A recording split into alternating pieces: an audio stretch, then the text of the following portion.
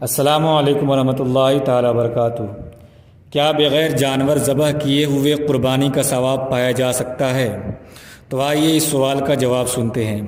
حضرت عبداللہ بن عمرو بن عاص رضی اللہ تعالیٰ عنہما بیان کرتے ہیں کہ نبی کریم صلی اللہ تعالیٰ علیہ وآلہ وسلم نے ارشاد فرمایا، مجھے اضحیٰ کے دن کے متعلق حکم دیا گیا کہ اسے بطور عید مناؤ جسے اللہ تبارک و تعالیٰ نے اس امت کے لیے خاص کیا ہے۔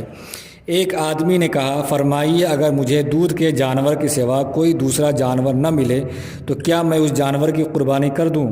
آپ صلی اللہ تعالیٰ علیہ وآلہ وسلم نے ارشاد فرمایا، لا ولکن تأخذ من شعرک و اظفارک و تقص شاربک و تحلق عانتک، نہیں بلکہ اپنے بال کاٹ لو، ناخن اور مونچھیں تراش لو اور زیر ناف کی صفائی کر لو، اللہ کے ہاں تمہاری یہی کامل قربانی ہوگی۔ حوالہ ابو داؤد شریف، حدیث نمبر 2000۔